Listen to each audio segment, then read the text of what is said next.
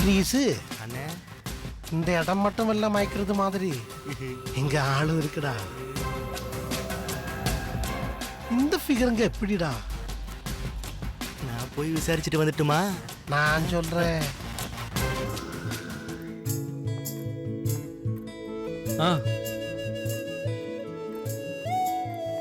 என்ன இந்தோ நல்லா இருக்கியா?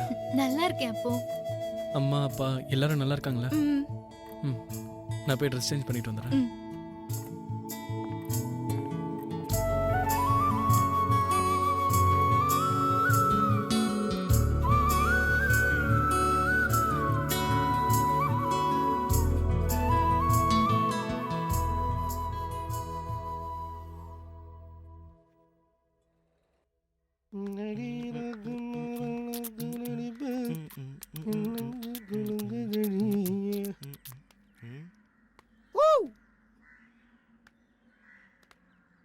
முருகா, இங்க யாரும் இல்லையாடா?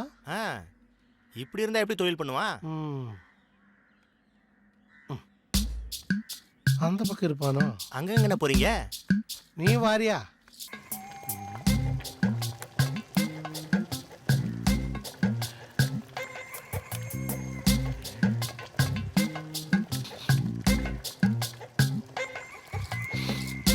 யாரு? நான் தான்.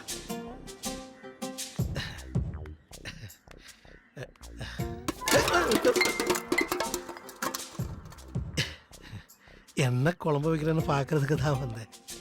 தங்கத்தோட மட்டன் கறிக்கு நல்ல சிக்கன் கறியோட மணந்தா. குழம்பு ருசியெல்லாம் நீ இப்ப பாக்க தேவையில்ல, தரும்போது பாத்துக்கோ. முதல்ல இங்க இருந்து நீ கிளம்பி போ.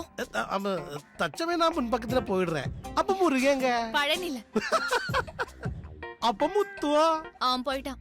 ஏன் பழனிமலை ஆண்டவா நேத்தை கூட நல்லா தானே பேசிட்டு இருந்தான். அவன் கடைக்கு போயிட்டான்னு சொன்னேன். அப்ப இங்க யாரும் இல்ல இல்ல அப்படின்னா தச்சமயம் தங்கத்து கூட. ஆஹா என்ன மனம்.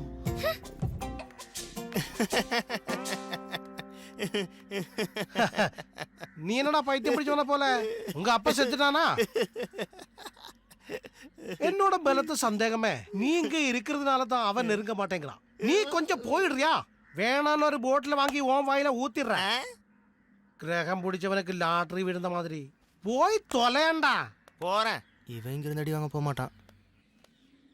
ஐயோடா, என்ன தங்கமான பையன். வேலூர் ஜெயிலுக்கு போக வேண்டியவன்.